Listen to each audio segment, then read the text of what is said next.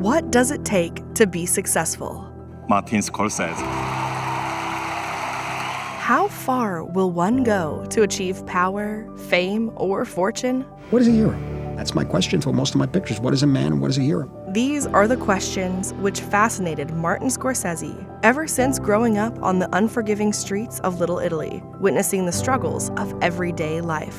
Little Italy, for me, is, in a sense, a microcosm of something much, much larger. It's about life, it's about people. The things he saw and the people he met made him realize the sacrifices one has to make to achieve great success. You pay a price, and you pay a price. A personal life, really, and relationships go by the board. I mean, it's like a drug or something that you have to continue. And in the idea of the American dream, where hard work can lead to prosperity, may not be true to everyone. I want to sing. I want to be a singer. Why not me? Why not? Scorsese would explore this ideology throughout his career, spanning over 25 films, with many of his characters determined to make a better future for themselves through the relentless pursuit of the American dream. Martin Scorsese was born on the 17th of November, 1942, in Flushing, Long Island, the second son of Charles and Catherine Scorsese, both children of Sicilian immigrants who had settled in New York around 1910. Charles worked as a presser and Catherine as a seamstress. Our fathers and mothers, they were from a different world. They were different. They brought us up. As long as we ate and we were healthy, that's all that counted. They couldn't afford to send us to school. They didn't have that kind of money. Despite hard work and good intentions, the American dream eluded them. And in the late 40s, due to a series of financial setbacks, the Scorsese family had to move from the working-class, family-friendly environment of Corona in the suburb of Queens to the rough environment of a tenement building on Elizabeth Street. Martin would have just been 7 or 8 at the time. I stayed for 4 or 5 months with my grandparents until we could find some other rooms. And this was a terrifying experience because I was old enough to realize that there were some tough guys around. You might be playing in a sandbox and something would fall behind you, not a bag of garbage, as you might expect, but a little baby that had fallen off the roof. If there was going to be a mafia killing on the street, the mothers would all be told, take your children off the street at 3 o'clock, and then they would all come in, and then somebody would be shot, and he would go back out to play again. Martin Scorsese grew up in a lively but challenging environment, surrounded not only by blue-collar workers and service laborers, but also by small-time gangsters, petty thieves, and mafia bosses. This is the way I saw it. I saw it in red, I saw it high speed, I saw it that way. And I heard the music in my head when I saw or experienced things, whether it was in my apartment, my parents, my brother, or my aunts and uncles. The things he saw and the people he met during his early years would leave such an impression that he would spend his entire career revisiting those memories. We used to hang out on the roofs a great deal in those days. We had a lot of fun at Robert's place, and on his roof, very often we do target practice up there with guns. The characters in his stories are often hard workers, determined to make a better future for themselves, or small-time crooks trying to reach the American dream outside the law. As far back as I can remember, I always wanted to be a gangster. In his extensive filmography, Scorsese explored the various facets of the American dream, using 3 distinct archetypal protagonists.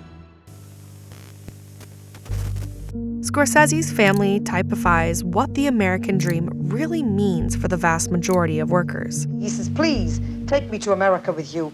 I'll work, I'll do anything, but take me to America. He says to me, get away from him because he really means it. An entire lifetime of soul-destroying hard labor and painful sacrifice in exchange for an illusion of prosperity that never comes.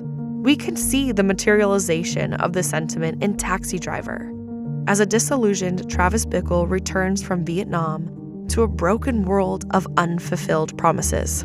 All the animals come out at night. Buggers, queens, fairies, dopers, junkies.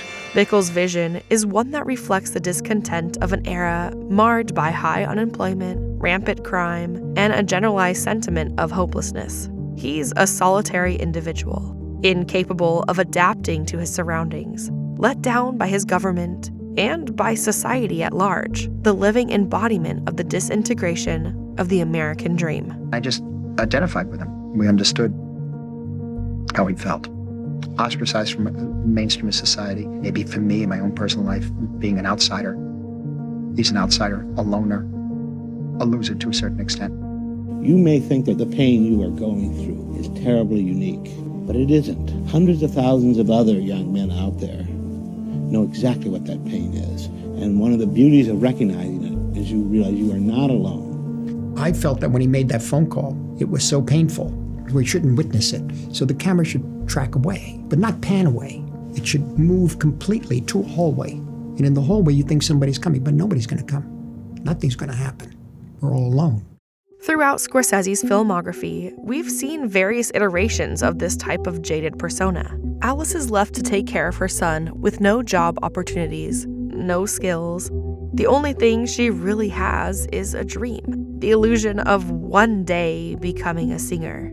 Failed comedian Rupert Pupkin has but one unwavering attribute: sheer willpower. Beyond the confines of his troubled psyche lies a stark reality defined by scarce opportunities, widespread incomprehension, and relentless rejection. He's often framed surrounded by lifeless shapes, his fantasies indistinguishable from reality. I'm asking you to take over the show for 6 weeks. I mean, what's 6 weeks? I'll give you anything, but don't ask me to do 6 weeks. I can't take over the show for 6 weeks. I can't even take over my own life for 6 weeks. With Rupert Pupkin, the fantasies with Jerry were done straight. You couldn't tell the difference between that and the reality because they are real.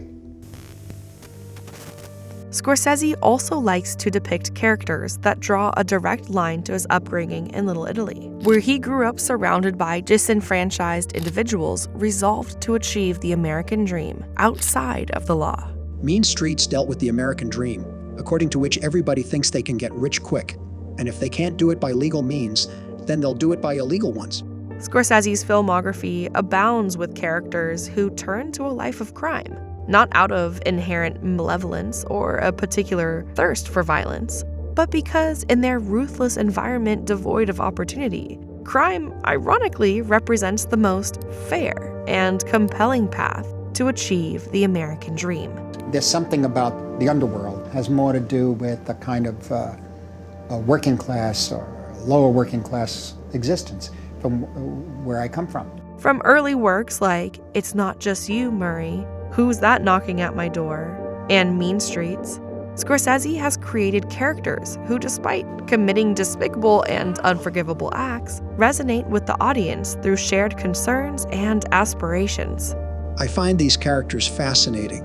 Obviously, I find elements of myself in them, and I hope people in the audience do too, and can maybe learn from them and find some sort of peace. At a basic level, we can all understand the desires and aspirations of people like Charlie, Henry Hill, or Ace Rothstein, even if we don't agree with their decisions or condone their actions. All of them, no matter how nefarious their crimes, are nothing but flawed humans looking for absolution. Marty never is interested in the villain or the hero. He's interested in where most people are, which is in the middle. Charlie desperately looks for redemption in religion. Frank lives a long life burdened by remorse. His cherished daughter despises him, and he is responsible for the death of one of the few men who truly trusted him. Scorsese lingers on in that final shot, telling us everything without a word. People always say, well, interested in the antagonist in my movies. Well, the point is that they're also human. These are also the negative parts of who they are. Evil streak is also maybe something in us. The humanity of these characters is glorified and presented with empathy, while their criminal activities are represented with not the slightest bit of glamour, framing violence and its consequences vividly, making it crystal clear that these are not apologetic tales, but cautionary ones. We had a big fight with Warner's that they wanted us to remove the spider killing. And we had to very, very forcefully explain to them that that scene really changes the audience's attitude about our friends, that up until then, everything is nice. They hang around nightclubs, they got nice girlfriends, they spend money. And it all sounds like Goodfellas are a bunch of really nice guys until the spider murder, where you see these really terrible people. A son of immigrants, Raised in an underprivileged environment, Martin Scorsese rose to become one of the greatest directors of all time. And the Oscar goes to Martin Scorsese. But despite being the living embodiment of the American dream, he also tasted the bitter side of this ideal, having experienced in his own flesh what it's like to be consumed by the pressures of success. In 1976, at the age of just 34, Scorsese's name was already synonymous with prestige, thanks to the critical acclaim of films like Mean Streets, Alice Doesn't Live Here Anymore, and notably, Taxi Driver. Fueled by enthusiasm, he took on the ambitious musical New York, New York. The film was a resounding box office failure, plunging the director into a deep depression. I was also in a very destructive state, and I wasn't satisfied with the work I was doing on New York, New York, and a couple of other things. And I felt I was losing something from the passion that produced Taxi Driver.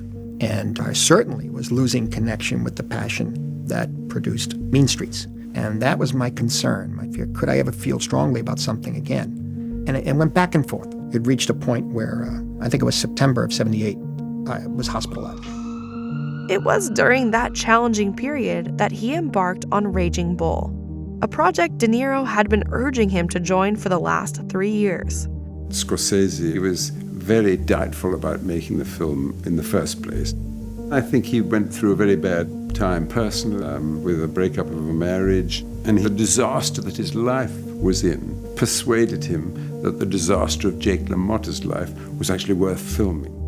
Someone who, just like him, had reached the pinnacle of success, only to inexorably succumb to his inner demons.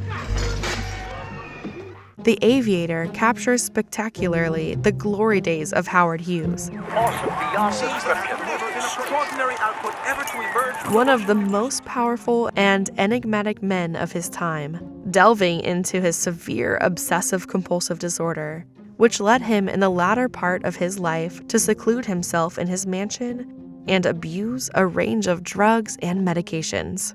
Celebrity can be dangerous, something that's extremely volatile and uncomfortable to be constantly involved with. In The Wolf of Wall Street, we witness a 20-year-old Jordan Belfort founding his own brokerage firm, swiftly ascending to become one of Wall Street's most ruthless players. Consumed by boundless greed, he spirals into a whirlwind of sex, drugs, and money laundering. Kidding me now? Hey, get the fuck away from me! Turn that camera off! Ultimately leading to his imprisonment. 1 count money laundering. 1 count obstruction of justice. Bail is set at $10 million. His rise and fall from grace is depicted without judgment or moralism, showing us how easily any of us would have fallen prey to avarice if put in the same position. Jordan Belfort ends up reinventing himself as a motivational speaker after serving his sentence. Howard Hughes spends his last days in seclusion. Jake LaMotta ends up as a D-list entertainer. These characters are given the chance for a fresh start, leaving us, the viewers, to ponder whether they're living a new life they're happy with, or desire the extravagance they once had. I'm an average nobody. Get to live the rest of my life like a schnook. Boring, right? So boring. I want to kill myself.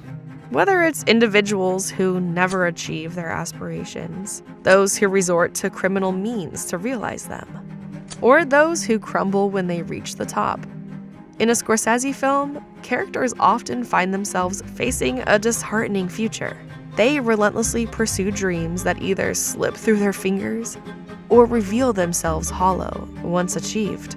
Just like in real life, there's no logical formula, no predictable outcome. Hard work doesn't guarantee well-being, and the old adage, crime doesn't pay, is not always quite true. In the end, what Scorsese shows us is how cruel and unforgiving is the journey towards the American dream. So give me a stage where this bull here can rage, and though I can fight, I'd much rather recite. That's entertainment.